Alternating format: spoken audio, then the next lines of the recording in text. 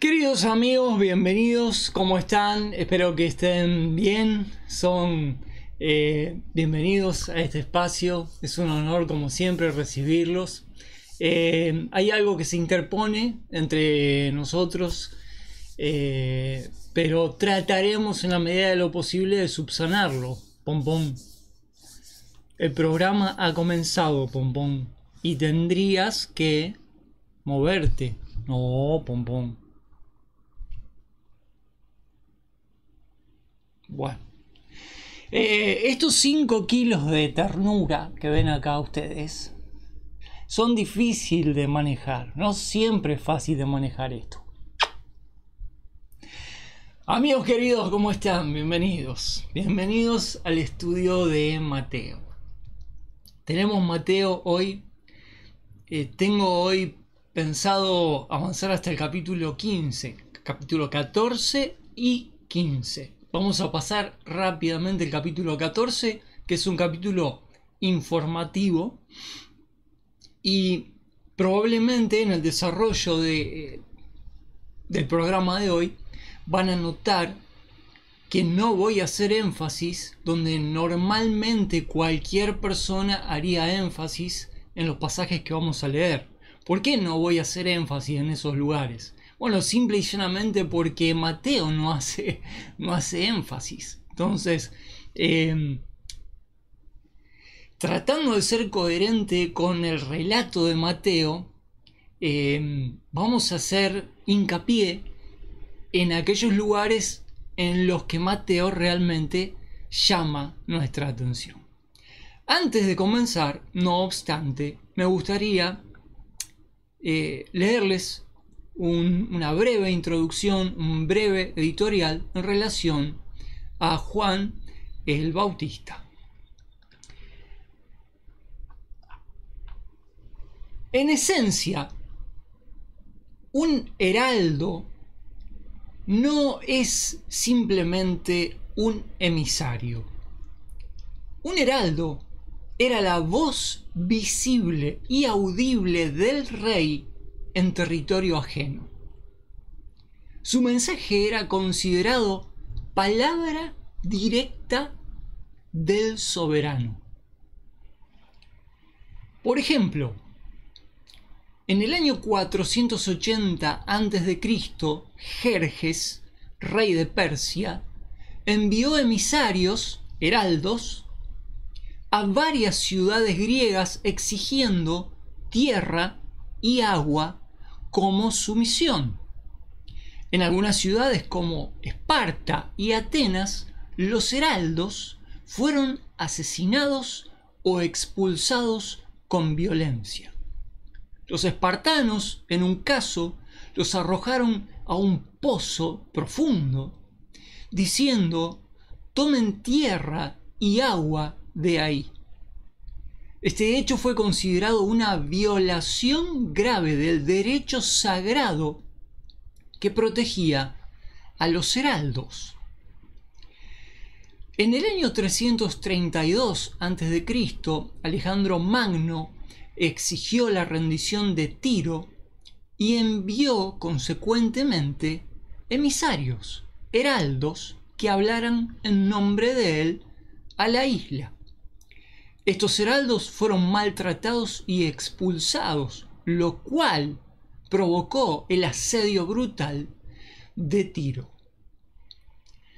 En la Guerra de las Galias, en varias ocasiones, embajadores romanos enviados a tribus galas o germanas fueron asesinados.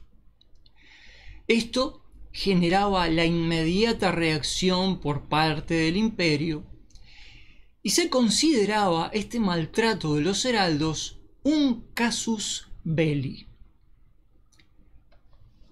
Juan el Bautista, el profeta más grande de todos los tiempos, fue ungido por Dios como heraldo de Cristo. ¿Para qué? Para preparar el camino del rey de Israel ante su pueblo. Inicialmente, Israel reaccionó de manera sumisa ante el llamado de Juan al arrepentimiento de la nación. Pero la casa de Herodes lo desestimó, lo humilló y lo mató. Jesucristo dio a entender que el estatus de Juan como heraldo del rey Mesías ante Israel no tenía paralelo alguno. Sin embargo, aclaró que dicho estatus en relación a quienes entren en el reino de Dios es simplemente insignificante. Bienvenidos al estudio de Mateo.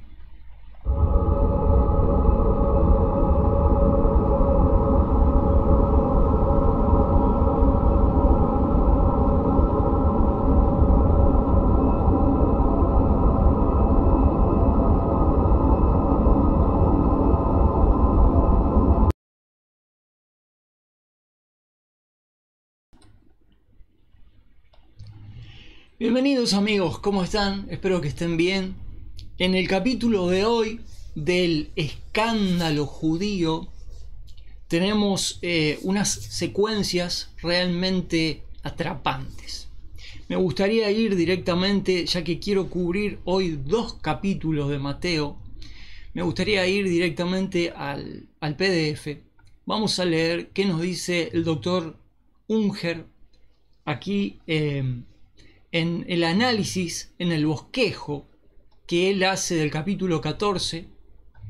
A veces se me antojan un poco en extremo resumidos los capítulos, y este hombre ha demostrado tener una capacidad tan grande de síntesis de la escritura que me gustaría realmente que hubieran sido un poco más largos los análisis de cada capítulo. Pero bueno, imagínense que este hombre lo que hizo fue hacer un comentario de toda la Biblia, de todos los capítulos. El manual bíblico de Unger es un manual de los 66 libros de la Biblia, capítulo por capítulo. Evidentemente el libro es así grueso, lo tengo por ahí, y evidentemente tenía que ser sintético. Nos dice el doctor Unger, como pueden ver aquí en capítulo 14, el martirio del heraldo del rey, el martirio de Juan. Esto es, hay 2 cosas fundamentales que señala el doctor Unger en capítulo 14 de Mateo. Herodes Antipas, hijo de Herodes el Grande y de una mujer samaritana llamada Maltase, o sea, que no judío de nacimiento, era tetrarca de Galilea y Perea. Para que nos demos una idea de lo que era la situación política de Israel, siendo gobernado por Roma, pero también por gentiles, ¿no? La casa herodiana,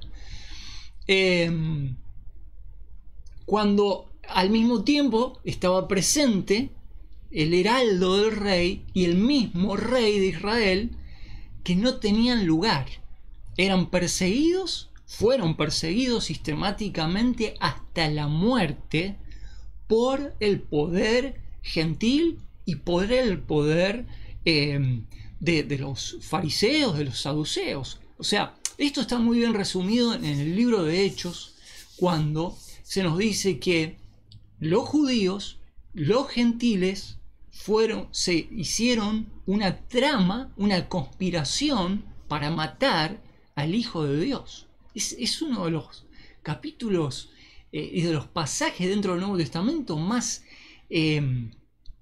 llamativos por la descripción que hace del enfoque político, cómo se acomodó el poder político del momento, el status quo político del momento, cómo se acomodó para no solamente perseguir, sino matar a tanto el heraldo del rey como al rey mismo de Israel. Una cosa terrible. Juan el Bautista se hizo odioso a los súbditos judíos por su casamiento incestuoso con su sobrina Herodías. Esta, había sido esposa de su medio hermano, Herodes Filipo. Esta maldad fue denunciada por Juan el Bautista, lo que provocó su decapitación. Ahora lo vamos a leer en Mateo 14. En Mateo 14 también se narra el ministerio de misericordia de Jesús al pueblo judío en la ocasión que dio de comer a los 5.000 hombres, sin contar mujeres y niños. Y también se relata cómo Jesucristo en aquella noche calmó la tempestad en el mar turbulento de Galilea. Vamos a leer, ya que estamos, vamos a pasar a la escritura y vamos a leer aquí, voy a leer casi completo y de corrido al capítulo 14. En aquel tiempo, Herodes el tetrarca oyó de la fama de Jesús. Esto es muy importante, ¿no? Estamos aquí en el tercer año del ministerio de Jesucristo. El año de la fama, evidentemente, es el segundo año de ministerio.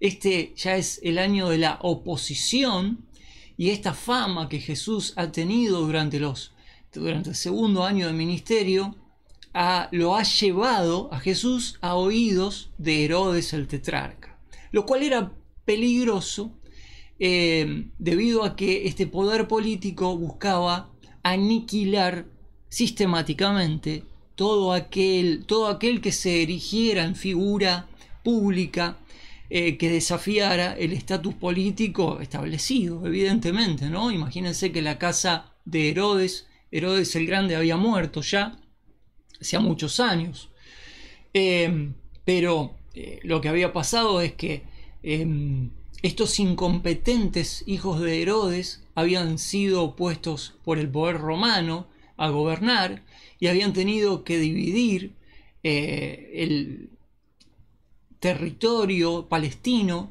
para que estos hijos de Herodes hicieran medianamente un trabajo de gobierno regular, porque ya no tenían la capacidad de gestión política que tenía Herodes el Grande. Entonces Roma tuvo que dividir en pedazos más chicos Palestina para que estos cachivaches pudieran más o menos tener un control de la situación. No fue posible de todas maneras, hasta el punto de que Roma tuvo que mandar un militar político que lo conocemos como Poncio Pilato. En aquel tiempo Herodes el tetrarca oyó de la fama de Jesús y dijo a sus siervos, fíjense la mentalidad y el pensamiento de uno de los hijos de Herodes, este es Juan el Bautista.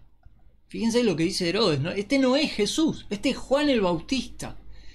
Él ha resucitado de los muertos y por eso maravillas se manifiestan en él. Fíjense el grado de locura que tenía Herodes, este hijo de Herodes, y de superstición más que nada, ¿no? Bueno, si ya los discípulos de Jesús eran supersticiosos, imagínense qué quedaba para esta gente.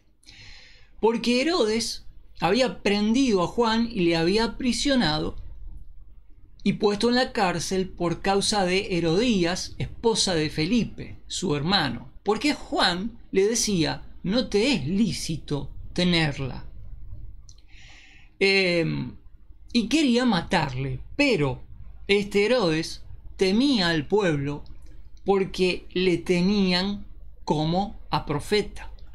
Mas celebrándose el cumpleaños de Herodes, la hija de Herodías danzó delante de ellos y agradó a Herodes, por lo cual él prometió con juramento darle cualquier cosa que ella pidiese. Y ella, siendo instruida primero por su madre, dijo, dame aquí, en un plato, la cabeza de Juan el Bautista. Entonces el rey se entristeció más por causa del juramento y de los que estaban sentados con él a la mesa, mandó que se le diese. Claro, se vio en un apuro y tuvo que hacer de tripas corazón y mandar a matar a Juan, lo cual para él representaba un riesgo político porque los israelitas tenían a Juan el Bautista por profeta. Si él tenía un problema político, tenía que rendir cuentas a Roma, corría riesgo su fortuna, su reinado, su tetrarquía, y esto no era conveniente. Tampoco le gustaba pasar vergüenza en público, entonces, asediado por toda esta situación incómoda, tuvo que ser políticamente correcto para su estatus y su entorno y mandar a decapitar a Juan, que estaba en la cárcel. Envió a decapitar a Juan en la cárcel y fue traída su cabeza en un plato y dada a la damisela, y ésta la presentó a su madre. Entonces vinieron sus discípulos, los discípulos de Juan, y tomaron el cuerpo y lo enterraron y fueron y dieron las nuevas a Jesús. Oyéndolo Jesús, nos dice Mateo 14:13, oyéndolo Jesús, se apartó de allí en una barca a un lugar desierto. Esto tiene que ser comprendido en el marco político en el cual Jesús está viviendo una situación turbulenta, una situación de persecución.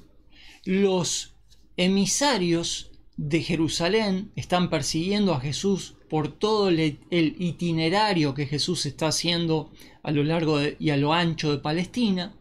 Jesús está siendo asediado constantemente, tentado, ¿no?, por los fariseos que vienen de Jerusalén. Estos fariseos no es que andaban pululando por Palestina. Estos fariseos venían en comisión de parte de los principales sacerdotes, de los herodianos, de los saduceos, de los fariseos, que eran el poder político central, el hegemón en Jerusalén. Y esto era una persecución política, ideológica y religiosa contra Jesucristo. De manera que andaban por allí constantemente haciendo peligrar la vida de Jesucristo. Jesucristo sabía la misión que tenía, sabía que no estaba para morir por una causa política. Su misión era muy trascendente, era dar su vida en rescate de los pecadores. Sabía exactamente el momento y el contexto en el cual tenía que morir, y cuando el horno no estaba para bollos, Jesús se apartaba del peligro. No es que fuera cobarde, ni mucho menos, todo lo contrario, era un estratega y sabía exactamente cómo administrar su tiempo y su vida para llegar a la cruz. Oyéndolo Jesús, oyendo esta cuestión, esta noticia, esta triste noticia, se apartó de allí en una barca a un lugar desierto. Fíjense que dice, desierto, apartado. Y cuando el pueblo lo oyó, bueno, lógicamente el chisme corre, el pueblo se enteró dónde estaba, en qué lugar, le siguió a pie desde las ciudades. Saliendo Jesús, vio una gran multitud y tuvo compasión de ellos y sanó a los que de ellos estaban enfermos. Si ustedes se acuerdan, ya en Mateo 13, como estuvimos analizando videos anteriores, la relación entre Jesucristo y su pueblo Israel ya estaba rota. No obstante, Jesucristo demostraba misericordia hacia Israel y continuaba este tortuoso camino, esta tortuosa vía que le tocaba aún recorrer durante poco tiempo más, porque ya nos estamos acercando al fin del ministerio y al fin de la vida de Cristo. Jesucristo, no obstante, aunque había sido ya literalmente rechazado por el pueblo, los discípulos que habían recorrido toda Palestina también habían sido rechazados en ese mensaje que habían llevado. El heraldo del rey había no solamente sido rechazado, sino decapitado. Y Jesús entonces aún prolongó un ministerio hacia Israel de misericordia. Cuando fue la tarde, sus discípulos vinieron a él diciendo: este es un lugar desierto y la hora es ya pasada. Despide a la multitud para que vayan a las aldeas, a las aldeas adyacentes. Ellos estaban retirados, y compren para sí de comer. Jesús les dijo: no tienen necesidad de irse, dadle vosotros de comer. Y ellos le dijeron: no tenemos aquí sino 5 panes y 2 peces. Y él les dijo: traédmelos acá. Entonces, Mateo nos relata, mandó Jesús a la multitud recostarse sobre la hierba. Esta era una costumbre tradicional a la hora de comer. Comían recostados en el suelo. Y tomó los 5 panes y los 2 peces, y levantando los ojos al cielo bendijo y partió. Dio los panes a los discípulos y los discípulos a la multitud. Comieron todos, se saciaron, y de los pedazos que sobraron, alzaron 12 canastos llenos de sobras. Imagínense el calibre del milagro que acababa de hacer Jesús, un servicio de misericordia para la multitud que estaba hambrienta y que lo seguía. Multitud a la cual Jesús también reprendía constantemente diciendo: trabajad no por la comida que perece, sino por la que a vida eterna permanece, la cual el Hijo del Hombre os dará. Y estas multitudes que se llenaban la panza decían: ¿vos qué nos vas a dar a nosotros? ¿Vos sos más grande que nuestro padre Abraham? Jesús tenía que sufrir esta contradicción de pecadores contra sí mismo, lo cual está retomado ahí en Hebreos, ¿no? Cuando dice: no se cansen hasta desmayar, consideren a Cristo que sufrió tal contradicción de pecadores contra sí mismo para que ustedes no desmayen. Esto es el ejemplo que nos da la Biblia a nosotros cuando estamos cansados, hartos del show que muchas veces se monta en torno a la vida cristiana, a la iglesia, etc. Siendo que nosotros somos todos pecadores, no todos pecadores, no tenemos escapatoria, ahí no tenemos escapatoria. Comieron todos, se saciaron, se llenaron los canastos con las sobras, y los que comieron fueron 5.000 hombres, sin contar a las mujeres y los niños. Todo esto, yo creo, sutilmente, ya no había forma de hacerle entender a Israel. Estas multitudes que están ahí siguiendo a Jesús son las mismas que están en la entrada triunfal, un poco más adelante, cuando Jesús hace su entrada triunfal en Jerusalén, y lo siguen a Jesús de muchas aldeas, lo seguían de varias regiones. Pero estas multitudes son también las que se van cabizbajas, cada uno a su casa, a su aldea, después que Jesús fue crucificado en la cruz. Estas multitudes seguían a Jesús con la esperanza de que Jesús se levantara como un caudillo importante y quitara el yugo romano y la corrupción de parte del gobierno centralizado en Jerusalén, de parte de los fariseos y más que nada de los saduceos, de los herodianos, ¿no? Esta era una multitud que no veía a Jesús como Mesías. Esta era una multitud que tenía una esperanza de que políticamente cambiara la situación, pero nada más que eso. Eran seguidores, no eran discípulos. Era gente que estaba ahí a la buena de Dios, pero sin intenciones de seguir a Cristo como discípulo y reconocerlo como un Mesías, mucho menos. No veían en él la figura del Mesías. Siempre estaba esta multitud pululando entre la duda y la certeza, ¿no? Eran estos los que muchas veces se le volvían en contra a Cristo, los que lo cuestionaban, los que lo dejaban cuando Jesús decía palabras duras contra ellos. Hay que entenderlo en el contexto en el que la Biblia pone esto, ¿no? ¿Qué pasó después de esto? Bueno, después de la alimentación de los 5.000, Jesús hizo a sus discípulos entrar en la barca, ir delante de él, al otro lado. Fíjense que Jesús, noten la importancia.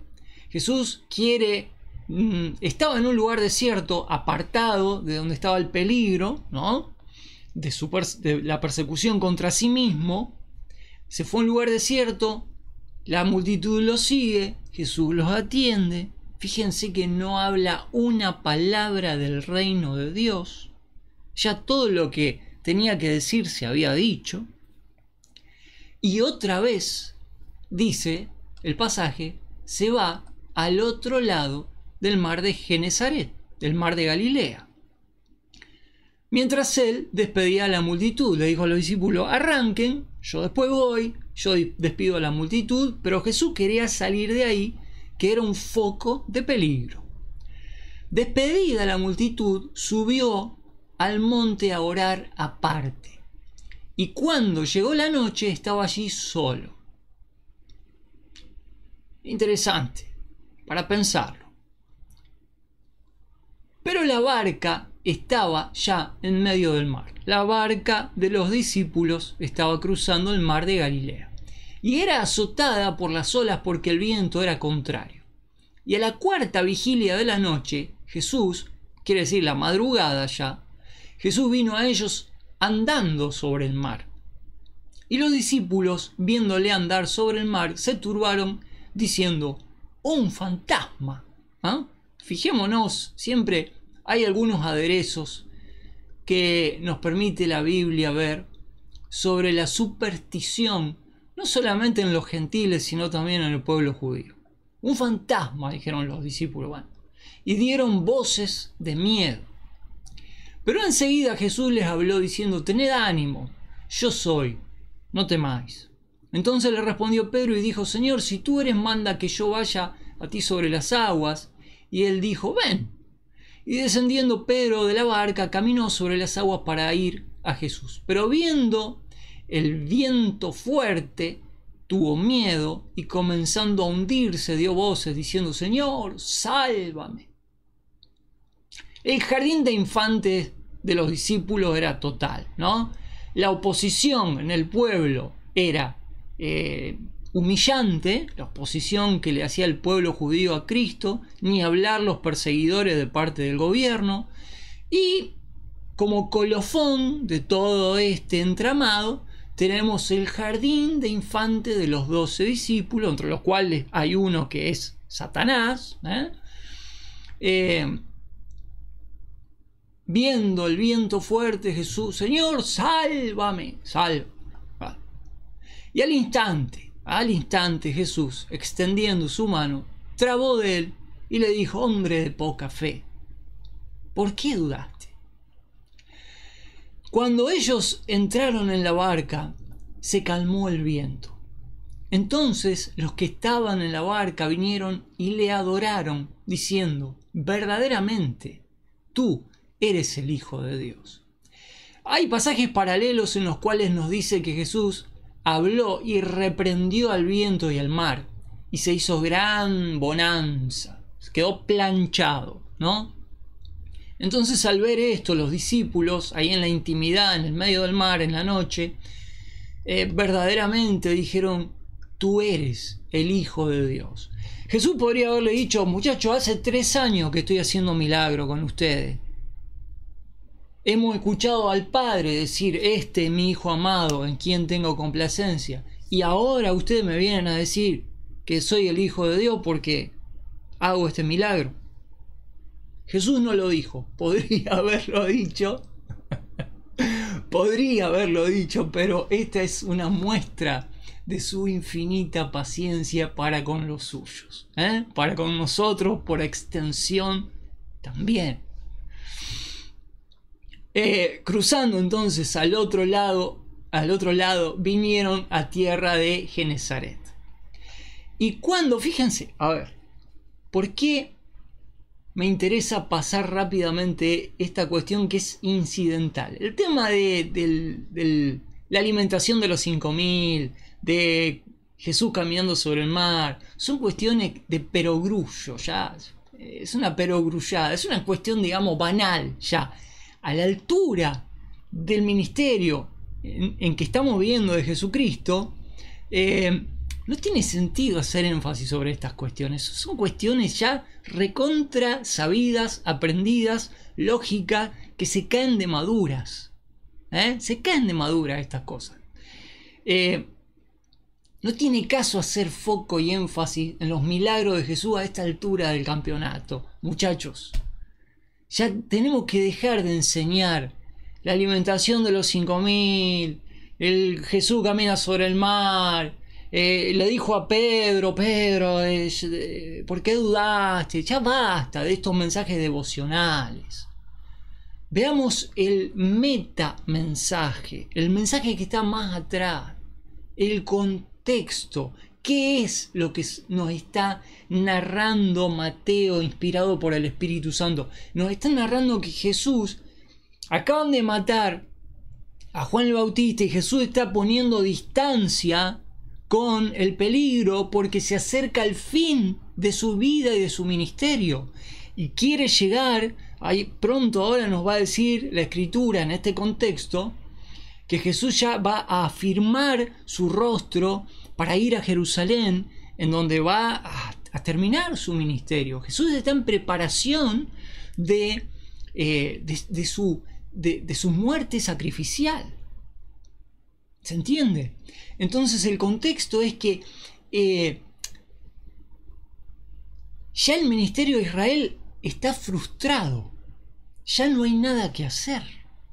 Ya Jesús está saliendo a las afueras del territorio de Israel. Fíjense que está cruzando del otro lado del Jordán.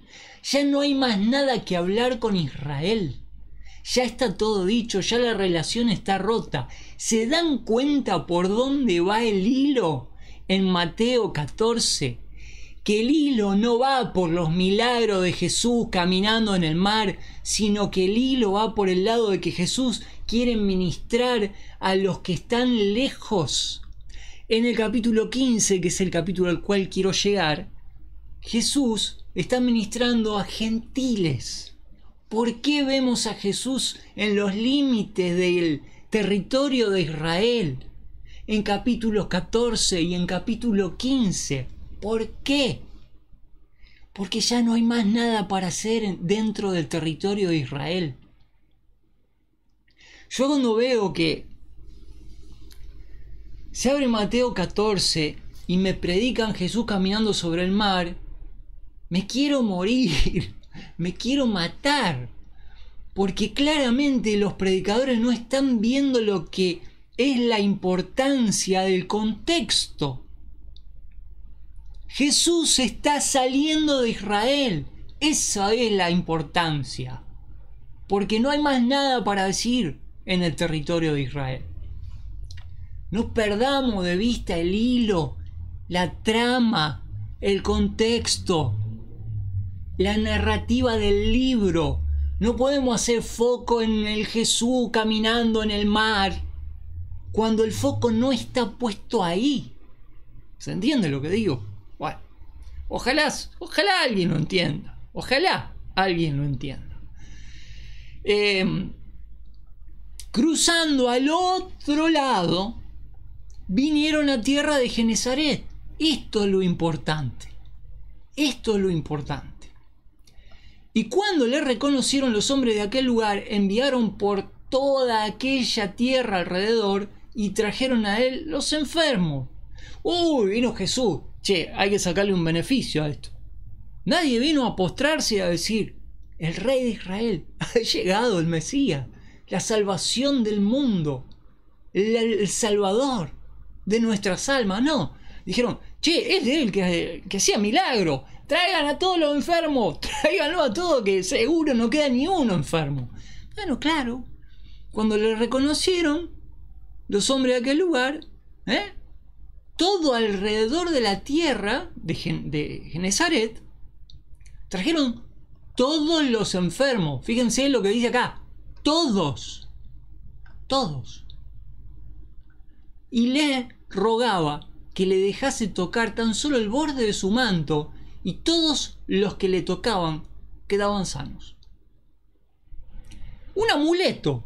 Jesús era un amuleto, ¿se entiende? Yo estoy preocupado por mis problemas, yo quiero ser sano. Bueno, ahí está. Ahí está el Jesús rechazado, siendo usado de amuleto para la sanidad física. Perfecto. Se entendió perfecto el mensaje de Jesucristo, Tengan en cuenta que acá había judíos, estaban más alejados de Palestina, pero eran pueblos judíos que estaban en los límites de Israel. Todo esto eran judíos. Bueno, vamos, que quiero llegar, por favor, al capítulo 15, que creo que es uno de los pasajes clave de todo este evangelio.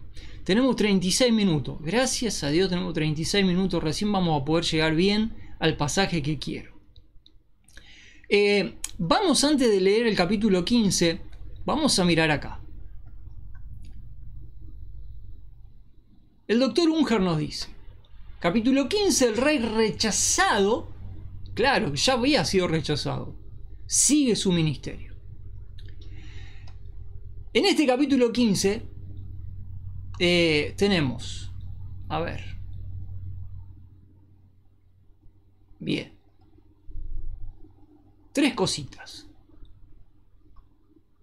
Qué pesado que es esto. Bueno, creo que tiene 1000 páginas. 978 páginas tiene el manual bíblico de Unger. 978 páginas. Estamos en la página 486. ¿Qué nos dice aquí el doctor Unger? Bueno, en el capítulo 15, que ahora lo vamos a leer, su condena de los escribas y fariseos. Vamos a ver una agarrada que tiene Jesús con los escribas y fariseos, que lo espiaban y lo perseguían como si fuera un servicio de inteligencia enviado por Jerusalén. Estos fariseos y escribas acusaron a Jesús de violar las tradiciones de factura, de producción humana, ¿no? Bueno, ahora lo vamos a leer. Jesús los censuró porque por sus tradiciones dejaban de lado la palabra de Dios, y puso en evidencia su hipocresía y corrupción, citándoles Isaías 29:13 y denunciando, ojo con esto, denunciando su malvada insistencia en lo exterior. Ahora vamos a ver que Jesús los escracha en público. Esto era arriesgado.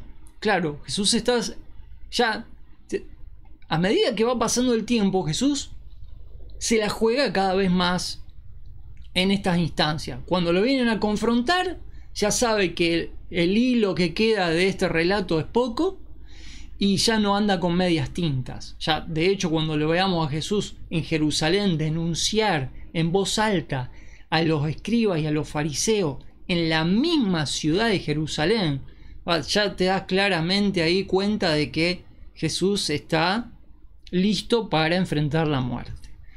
Pero acá los enfrenta. Bueno, y acá es donde quiero que lleguemos.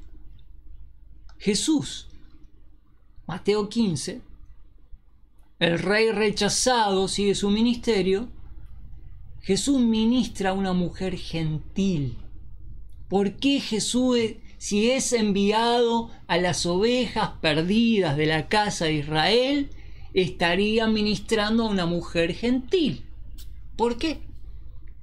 Precisamente por lo que hemos dicho. Ya estaba sellada la ruptura entre Israel y su Mesías. Después de haber sido rechazado por los suyos, Cristo había insinuado que tendría un ministerio más amplio entre los gentiles. Esto se mencionó en Mateo 12.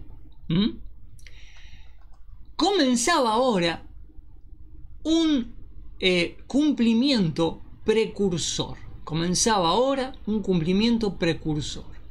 En su papel de hijo de David rechazado, socorrió a una mujer no israelita de Fenicia, llamada aquí la región de Tiro y de Sidón, por sus dos principales puertos de mar. Los perrillos, que vamos a leer a continuación, el término, eran los gentiles, fuera de los privilegios espirituales judíos representados por el pan de los hijos. Vamos a ver ahora esa charla, discusión que tiene Jesús con la mujer esta. Cuando la mujer cananea, se dirigió a Jesús como Señor, tomando un lugar de fe y de humildad, por así decirlo, entre los perrillos, obtuvo lo que pidió. Este episodio prefigura la salvación de los gentiles en la era presente. Muy interesante esta observación que hace el doctor Unger acá, muy interesante. Claramente, dentro de lo que es la narrativa de Mateo, hay que decir que Jesús ya no tiene más terreno que cubrir en Palestina, ya los judíos lo han rechazado y no le queda otra que andar por el contorno de Israel. Ahora está en el contorno, en el límite este de Israel, del otro lado del Jordán, en la tierra de los Gadarenos, y ahora de acá, de esta punta, se va a ir a la otra punta y al norte se va a ir en regiones donde no hay prácticamente ya más judíos, los últimos judíos que viven por ahí. Entonces quiero volver a la escritura y vamos a leer el capítulo 15 para cerrar no solamente este capítulo, sino también este episodio en el ministerio de Cristo. Entonces vinieron a Jesús ciertos escribas y fariseos, noten esto, de Jerusalén. Los espías. Estos son espías. Son espías, son botones, son buchones, son gente que viene a espiar y a traer la controversia a Jesús. Lo andan rastreando por todos lados, no lo dejan en paz, le hacen una persecución política y vienen en comitiva de Jerusalén diciendo. Esto es una acusación que podía ser llevada delante de un tribunal en Jerusalén. Noten esto, que no es una discusión así al azar. Lo que están tratando de hacer los fariseos acá es incriminarlo jurídicamente, judicialmente, mejor dicho, para poder incriminarlo y juzgarlo y matarlo conforme a la ley de los judíos. La idea era incriminarlo, ¿no? Y matarlo. Entonces el planteo que le hacen es: ¿por qué tus discípulos quebrantan? Fíjense, es una palabra fuerte, pero fíjense a qué atan este quebrantamiento, que no era un quebrantamiento de la ley. Jesús y ellos lo sabían. Ellos dicen entonces quebrantan, usa un término que sería, a ver, si vos vas a usar este término tan grave, vos no podés hablar de quebrantar algo que no sea la ley. En todo caso, si no estamos hablando de la ley, no es un quebrantamiento, ¿no? Es hacer algo por fuera de una tradición. Pero son palabras hipócritas, ¿no? Y contradictorias, son contradictorias. Estos términos son contradictorios.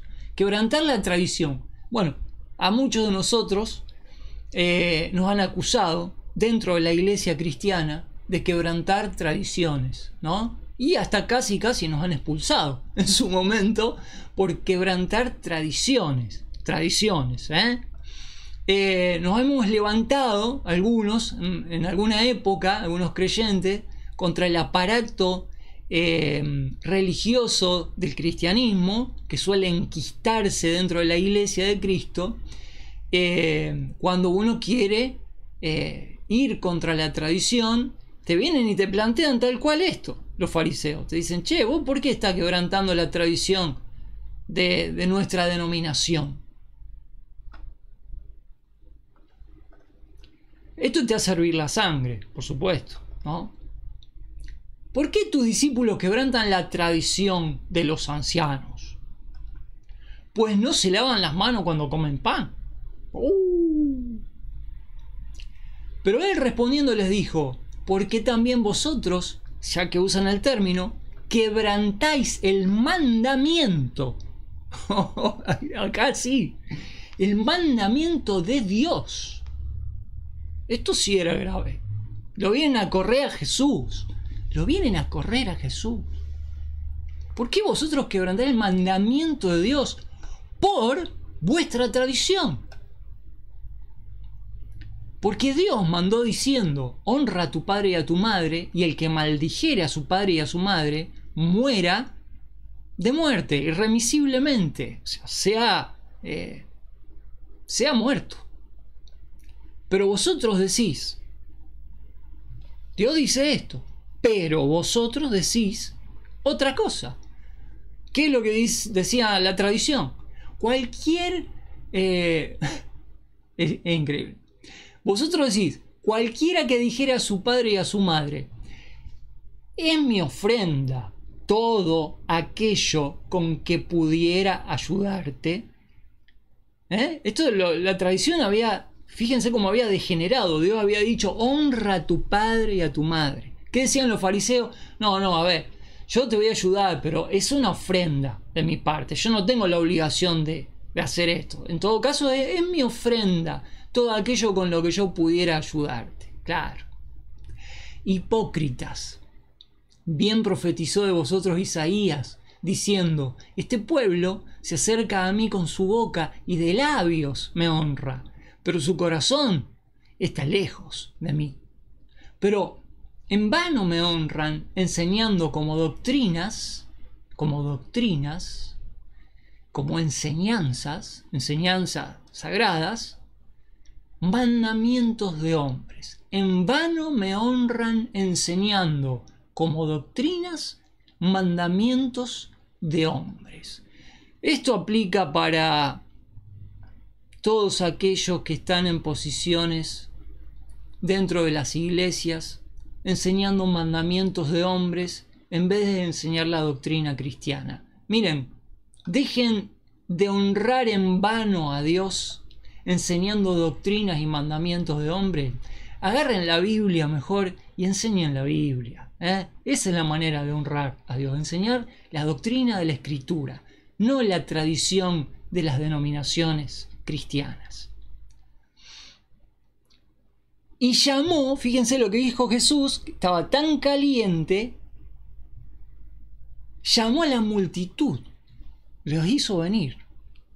O sea, hasta acá la discusión era con los judíos, ahí nomás, cara a cara.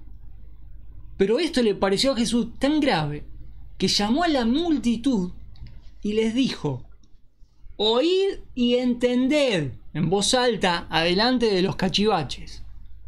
No lo que entra en la boca contamina al hombre, sino lo que sale de la boca. Esto contamina al hombre. Entonces los escracha delante del público. Todo el mundo sabe ahí que Jesús está discutiendo con los fariseos. Llama a la multitud y los escracha y los hace quedar mal, le hace pasar vergüenza. Termina la escena, ¿no? Termina la escena, incómoda escena en la que Jesús quema a esta comisión que viene de Jerusalén. Imagínense con el odio que volvieron esto a Jerusalén. Ya después de esto vemos que empiezan a preparar todo lo necesario para matarlo a Jesús.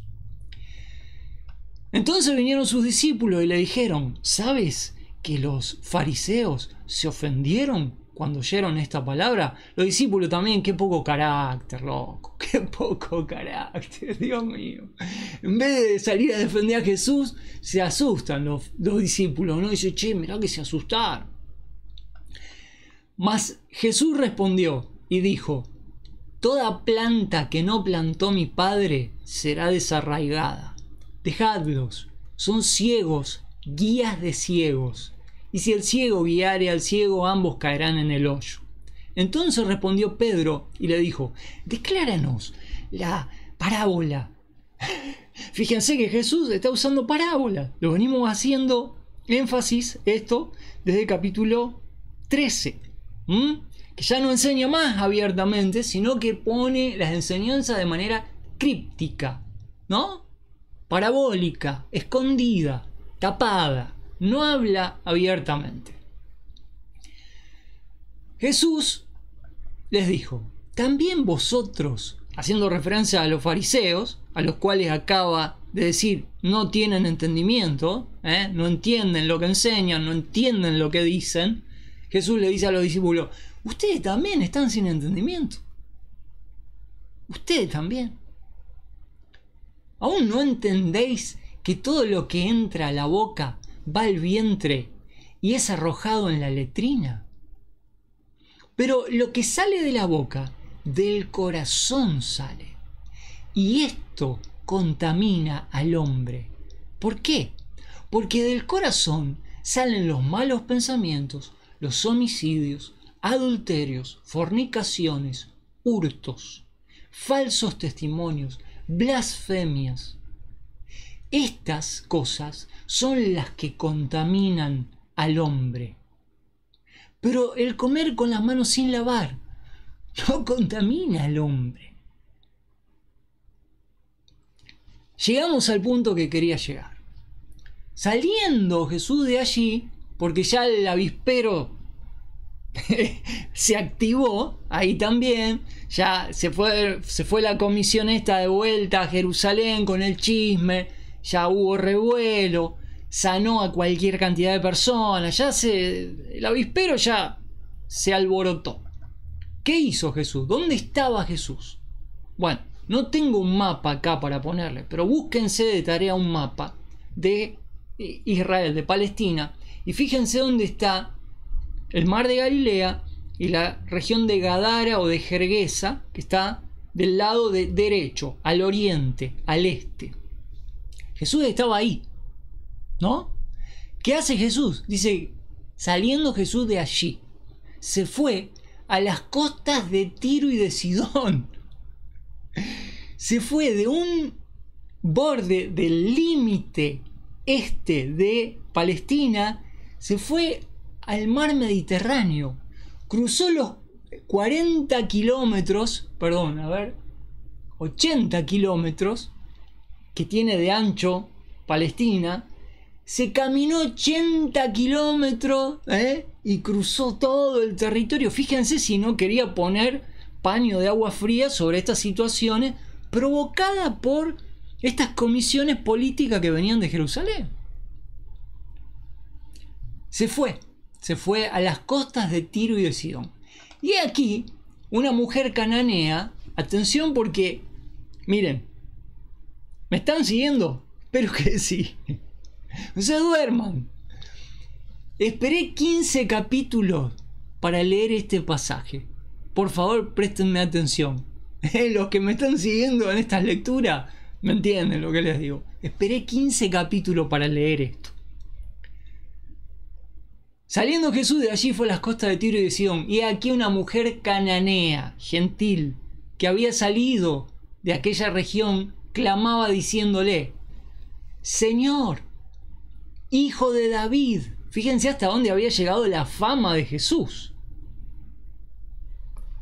Ten misericordia de mí. Esta mujer usa dos títulos que los judíos raramente usaron: llamarle Señor e Hijo de David. Son dos títulos mesiánicos. Ella se los da, le reconoce la chapa que tiene Jesucristo, Señor, Hijo de David. Realmente las mujeres son especiales. Cuando quieren algo saben lo que tienen que decir. Ten misericordia de mí. Mi hija es gravemente atormentada de un demonio. Bueno, acá había actividad demoníaca. No era raro que en Tiro y en Sidón hubiera este tipo de actividades, ¿no? Era muy común la actividad ocultista, ¿no? En la que los padres entregaban a sus hijos en rituales, y normalmente la consecuencia de esto era que los hijos quedaban poseídos por demonios. La culpa en todo caso era de ella, no era casualidad, no es que había pasado un demonio y se había quedado instalado dentro de la hija, no. ¿Qué hizo Jesús ante el clamor de esta mujer? ¿Ustedes alcanzan a leer? Dice, él no le respondió palabra. 15:23. Jesús no le respondió palabra. Cuando yo digo en este estudio, en estas lecturas, que Mateo es un evangelio dedicado a los judíos, y algunos se me ríen, algunos se me ríen. Tengo un par de amigos que se me rieron. No, Diego, me dijeron, pero a ver, Jesús en Mateo nos habla a nosotros, la iglesia, el evangelio. No, amigo, te equivocás. Jesús no está hablando a la iglesia en Mateo. Jesús está hablando a Israel. Jesús se presenta como Rey Mesías de Israel. No hay nada para la iglesia. No hay doctrina para la iglesia en Mateo. La doctrina para la iglesia está en las epístolas de Pablo. Jesús aquí en estas instancias está predicando y la mujer gentil sale clamándole ayuda y Jesús no le responde palabra. Y sus discípulos vinieron y le rogaron diciendo, Señor, basta de esto, es un escándalo, despídela, pues viene gritando tras nosotros. Y Jesús le podría haber dicho, pero sí, ¿vos te crees que yo no tengo oído? Es a propósito. Y él respondiendo, dijo, fíjense la respuesta que le da Jesús. No soy enviado sino a las ovejas perdidas de la casa de Israel. Repito, él respondiendo dijo a la mujer, no soy enviado sino a las ovejas perdidas de la casa de Israel. Punto. Se terminó el partido. A lo suyo vino y los suyos no le recibieron, nos dice Juan, ¿no? Pero no por eso Jesús deja de ser consecuente con su ministerio, que es a Israel. Y eso que estamos en el último año de ministerio, y eso que ya está la situación totalmente desbordada y destruida. Ya lo acusaron de endemoniado, de emisario del demonio, ya está la situación totalmente rota. ¿Quién es mi familia? Esta es mi familia, mis discípulos. No nos une ningún vínculo de sangre como judíos, dijo Jesús a la multitud. Y no obstante, Jesús sigue siendo fiel a su ministerio. Fíjense qué maravilla. Y cuando se topa con una mujer gentil que necesita ayuda y que lo reconoce como Mesías incluso, el Mesías de Israel, obvio, no el Mesías de Fenicia, que no tiene, Jesús le dice, discúlpame, pero este no es mi trabajo. Yo soy enviado solamente a las ovejas perdidas de la casa de Israel. Mas ella vino y le adoró. Esta palabra en griego significa que se postró, diciendo, con signo de exclamación, Señor, socórreme. Mas él respondió y dijo, con otra negativa, no está bien tomar el pan de los hijos, haciendo referencia a Israel, y de echarlo a los perrillos, una referencia a los gentiles. Fíjense que usa el diminutivo para no ser tan hostil, ¿no? Hay que ver cómo responde la mujer a esto, porque ya son dos negativas. Ella dijo, Sí, Señor. Le da la razón. Le da la razón. Más, los perrillos comen de las migajas que caen de la mesa de sus señores. Difícil situación, tensa situación. Es una pulseada muy interesante, muy interesante. Entonces, respondiendo Jesús, le dijo: oh mujer, grande es tu fe. Sea hecho contigo como quieres. Y su hija fue sanada desde aquella hora. Es difícil discutir con una mujer. Es difícil discutir con una mujer. Mejor no discutir con las mujeres. No. Y, miren, obra de la mano de Jesús, el hombre y la mujer. Fíjense, ¿no? Cómo la mujer tiene una osadía que es algo increíble. Jesús tiene que decirle: está bien, mujer, ok, tienes razón, tu fe es grande, no te lo voy a negar, sea hecho contigo como quieres. Pero fíjense que es muy corta la interacción y ante constantes negativas, porque Jesús está ministrando a Israel. No me vengan con que Jesús le enseña la doctrina a la iglesia en Mateo. Estudien la Biblia. No anden diciendo esas cosas que no son ciertas. Miren este pasaje. Partiendo de así, Jesús, vamos a terminar. Ahora está en la costa del mar Mediterráneo, al norte, y partió de allí Jesús una vez más. Y vino otra vez. ¿A dónde? Junto al mar de Galilea. Otra vez ahí en Capernaum. Y subiendo al monte se sentó allí. Y grandes multitudes, otra vez, vinieron a él trayendo consigo cojos, ciegos, mudos, mancos y muchos otros. Y los pusieron a los pies de Jesús y los sanó. No hay proclamación del Mesías. No hay reconocimiento del rey de Israel. Está esta mente utilitarista. Saquemos un beneficio de este hombre que hace milagros y nos cura. Está en el margen este. No está esquiva, pasa de un borde al otro borde. Y del otro borde otra vez a la otra frontera este. Trata de no estar ahí en el medio donde las papas queman. Obviamente, ¿no? De manera que la multitud, bueno, se maravillaba viendo a los mudos hablar, los mancos ser sanados, los cojos andar, los ciegos ver, y glorificaban al Dios de Israel. Pero ese era el Dios de Israel. Ese era el Dios de Israel encarnado. Glorificaban al Dios de Israel y lo tenían ahí adelante. Hay una contradicción ahí, hay algo mal que no está bien ahí. Bueno, terminamos, amigos. Llamando Jesús a sus discípulos dijo: tengo compasión de la multitud. Esto es genial. Porque esta multitud que no lo consideraba como Mesías, que lo seguía por un fin utilitarista, es lo que no representaba para Jesús una cosecha espiritual. Y sin embargo Jesús, fíjense la actitud que tiene.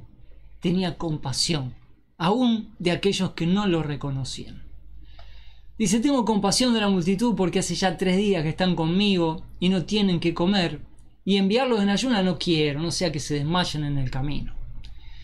Entonces sus discípulos dijeron: ¿de dónde vamos a obtener tanto pan en el desierto para saciar esta multitud? Y Jesús les dijo: ¿cuántos panes tenéis?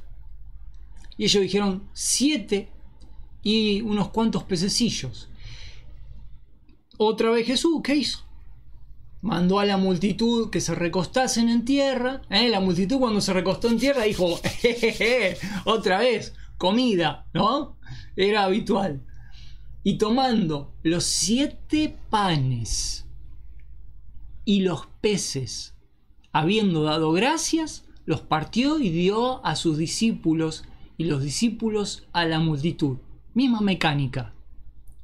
Y todos comieron y se saciaron y recogieron lo que sobró de los pedazos, 7 canastos llenos. Y los que habían comido fueron como 4.000 hombres esta vez, además de las mujeres y los niños. Entonces, despedida la multitud, entró en la barca y vino a las costas de Magdala. La periferia. Amigos queridos, 1:06. Discúlpenme.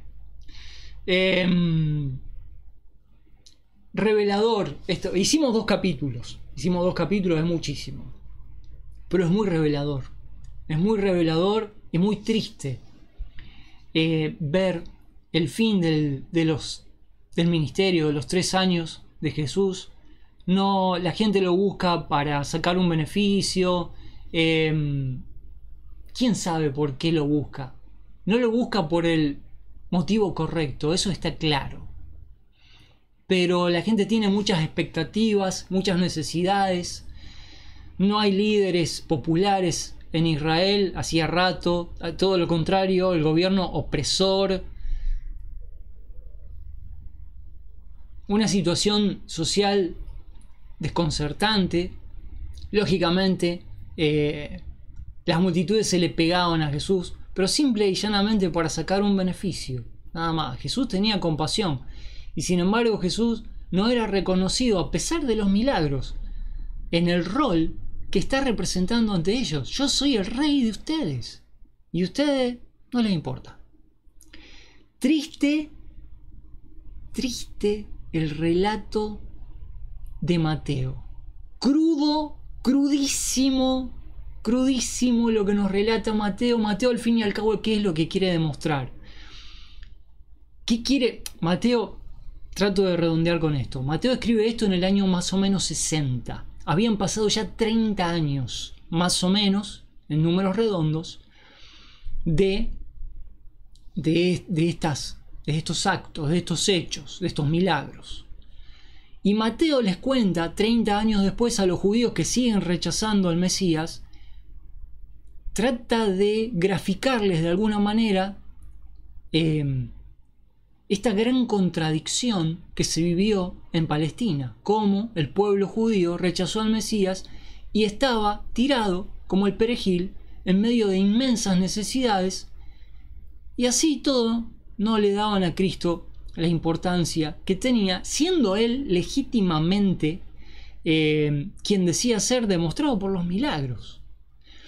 Todo esto no hace más que alimentar el escándalo judío. En la época de Mateo, cuando se escribe esto, década del 60, antes de la destrucción del templo, el escándalo en torno a qué era lo que había pasado con Cristo, si había sido o no el Mesías, seguía latente, y Mateo quiere mostrar las contradicciones de Israel habiendo rechazado al Mesías. Debemos decir que tristemente la generación de la década del 60 difícilmente entendió esto, no se arrepintió y consecuentemente sufrió las consecuencias profetizadas por Cristo, que fue la destrucción del templo y la dispersión de los judíos a partir del año 70, con la llegada de Tito y la destrucción no solamente del templo, sino de Jerusalén. Jerusalén tenía en esa época 3 muros. El asedio duró unos años, del 68 al 70, del 69 al 71, fue todo un caos Jerusalén, y terminó de forma dramática. Muchos murieron dentro de Jerusalén por inanición, por el cordón del ejército del Imperio Romano que había puesto. Fue terrible lo que sufrió esa generación. Y bueno, la discusión había sido dada por Mateo. Esta discusión sigue adelante, hasta que Cristo regrese en su segunda venida. Esta discusión, este escándalo judío, continúa. Amigos queridos, nos vemos en la semana que viene y vamos a continuar con escatología. Les mando un saludo, un abrazo, gracias por su tiempo.